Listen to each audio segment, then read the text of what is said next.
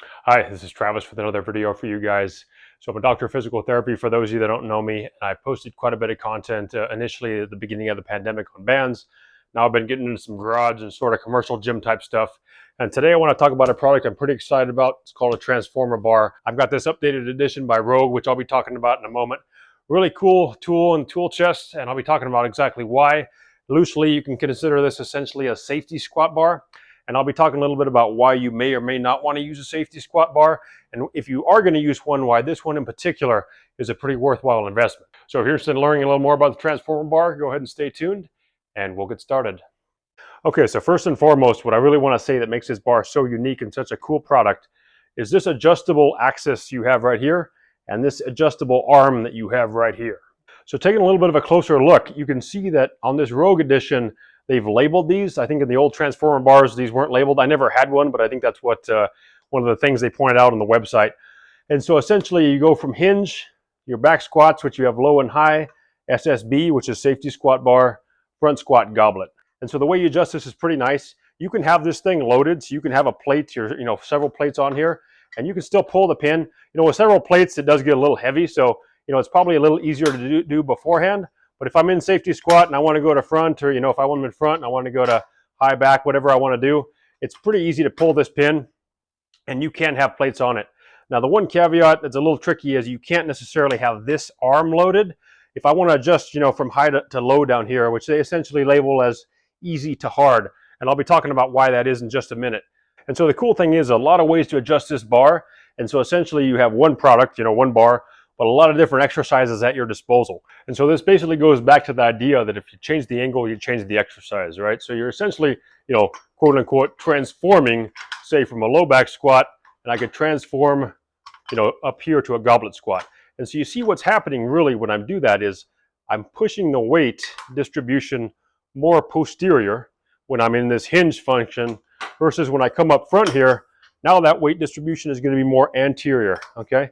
And the reason why that makes a difference is because when the weight is more anterior, that's going to cause more what we call anterior translation of my tibia, because you have to stay balanced, right? You're not going to be able to fall forwards or backwards. I mean, in theory, obviously, you could, but assuming, of course, you keep yourself vertical, you don't collapse, and you, execute this movement with some degree of proficiency, you have to adjust your body position to accommodate that change. And so when that load is more anterior, again, as we might see with a goblet squat, so that weight's being distributed more forward, what's going to happen is your tibia, I'll put this back, your tibia, which is your shin bone, is also going to have to migrate anteriorly, and your torso is going to be more vertical. And so in theory, by having more anterior translation in your tibia, you're going to get more quadricep recruitment, okay? And the quads, again, being the big muscles in front of the thigh, because your tibias are more, anterior translated, it's a sharper knee angle. So those muscles have to work a little bit harder in theory to bring you back. Glutes aren't working as hard because your torso is more vertical, okay? And that's at least how it works in theory. Now, there really is a paucity of research. There's not a lot of good research done on safety squat bars. There's a lot of problems with strength research in general. But what I will say in this case is, basically in the study that was done that looked at the safety squat bar, which wasn't this bar, it was just a regular safety squat bar that didn't have all these adjustments essentially, compared to just a regular back squat. I think it was just a high bar position squat. It was a little bit less quad, the outside of that quad, which we call your vastus lateralis. I think it was a little bit less lower traps, a few things. Really the takeaway was it wasn't as effective from a muscle recruitment standpoint as a standard back squat. Now the caveat with that study was that the subjects didn't have any experience using a safety squat bar.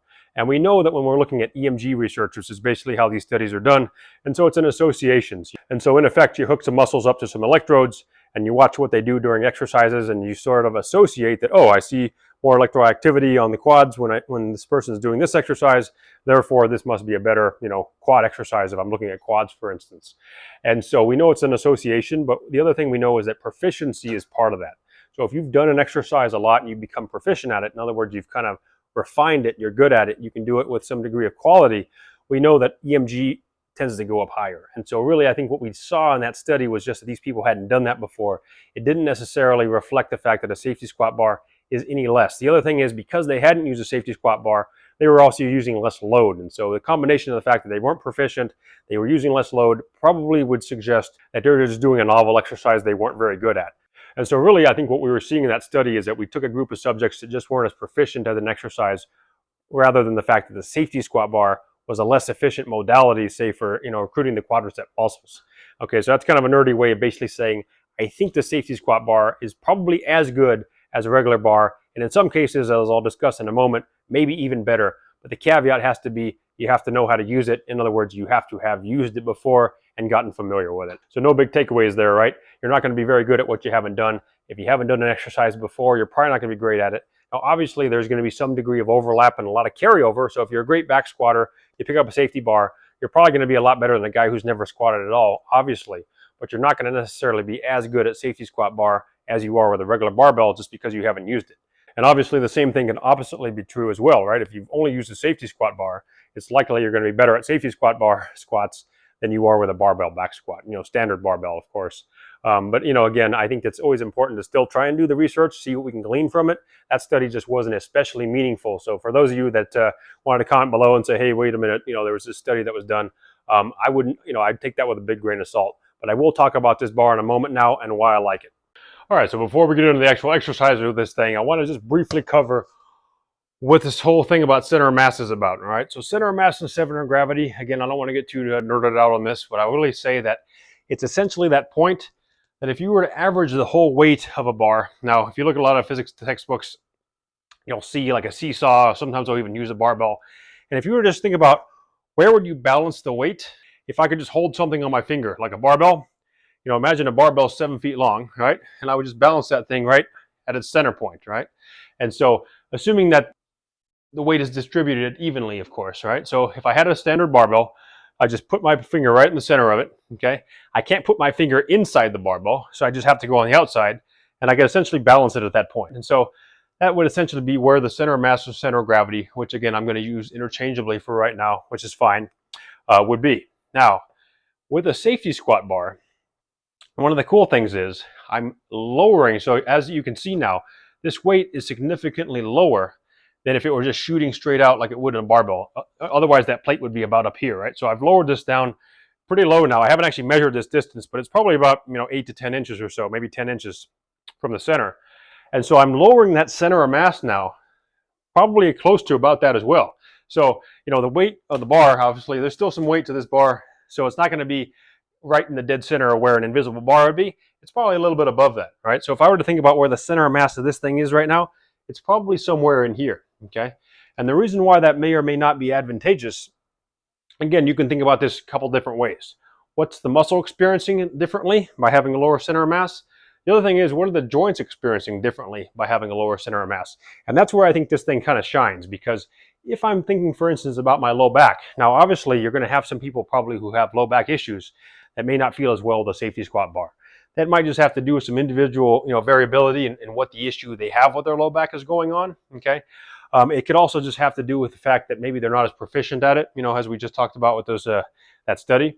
There's other variables that sometimes play into this, but as a rule of thumb, if somebody had low back issues or didn't have low back issues and didn't want them, I would say that the safety squat bar is probably going to be a little bit better, particularly this transformer bar, because I can lower this so much more. Now, a regular safety squat bar, I'm not necessarily going to be able to get as low as this thing, right? So I've got this on hard right now. The reason why they label this hard is basically because when you get into the goblet, or when I get into the hinge feature, it gets pretty awkward. It gets really almost kind of top heavy.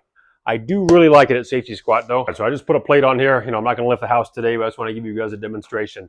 I left it on safety squat bar, which is again kind of that middle of the road. I think it's the 4th number from the number 1 here, which was the hinge. And so I'm going to show you what this looks like. So this thing goes on my shoulders, and you see how the weight comes a little bit forward. Okay, so when I come up and out with this thing, now that bar is, again, it's not coming straight out where it normally would be. It's much lower, and it's also a little more anterior.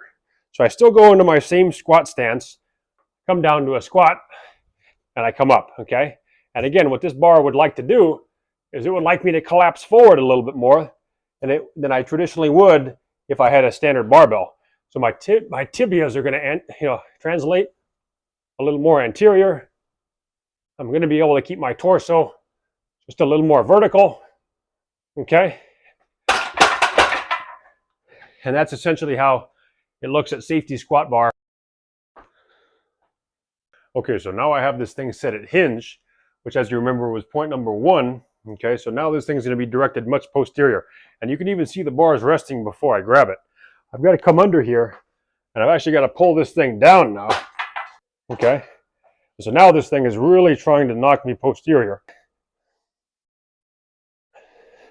And so I've really got to use my arms just to keep this thing from tipping over. Okay, I've really got to lean my chest forward quite a bit more than I would if I was doing a traditional barbell squat. This one's a little awkward, to be honest with you. I think the low bar squat is probably a little bit better. When you have this thing at hard, you're just having to pull this thing forward so far, and to really use a lot of weight, it just gets kind of a little bit strange, to be honest. So I'm not in love with the hinge, at least when it's at hard. I think if this thing wasn't so drawn out, in other words, if this plate was up a little bit higher, if this pin here was up higher, it would be a little bit better. But at hard, to me, it just gets a little awkward. Where I do like hard though is on the goblet squat. Okay, so now I've got this thing on goblet, and again, you can see just the way it's resting because the arms, again, are going to be so far anterior. So now to put this thing on my shoulders, I've got to really push this thing forward. Okay, so now I come up and out, and you see how anterior the weight is now. The weight is really way more forward than it ordinarily would be. Again, I come into my squat, and I'm here, and yeah, right away I find myself really fighting to keep my torso more upright, and I'm just working my abs quite a bit more. Honestly, I almost feel my abs initially on that one more than just about anything, which you do tend to feel a lot. For those of you who aren't familiar with like doing a goblet squat, you get a lot of core on that. So that's a pretty cool one. Again, loading it really heavy, I think when you're not used to it, you're going to have to significantly lower the weight. So, even if you can squat, several hundred pounds, you'd be hard pressed to probably even do half of the weight you're used to, at least initially when you're not used to it with this weight. Again, I don't know that that's exact, but that's sort of been my experience. So it's not that this is hard for me, but it's just kind of awkward because it's just such a unique stimulus. It's just almost like learning a new motor skill for the first time. But again, it's just a really cool way to work the muscles that I think can be very useful. If you're trying to really maximize hypertrophy and strength, I probably wouldn't go to these as your first exercise.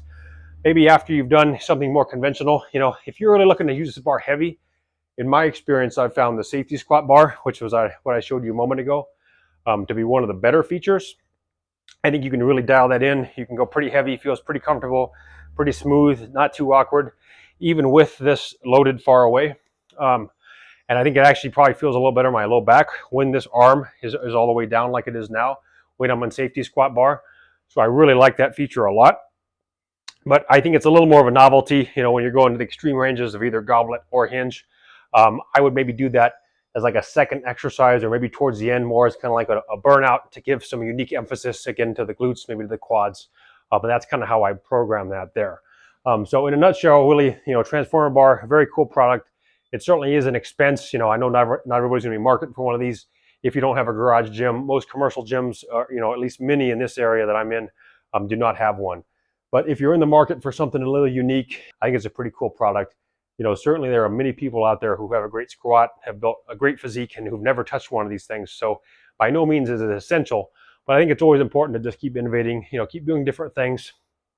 Again, I really like this from that longevity perspective, just because I think it probably is a little bit more low back sparing if you use it in the correct way. That still allow you to use a little bit more load, again, to give those muscles that stimulus you want. And again, maybe minimize the joint stress a little bit. So pretty cool in my book. It's definitely going to be a mainstay of my training. I'm going to keep it in here.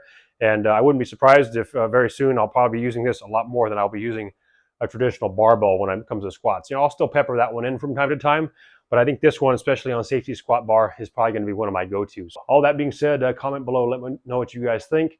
Please subscribe if you like this stuff.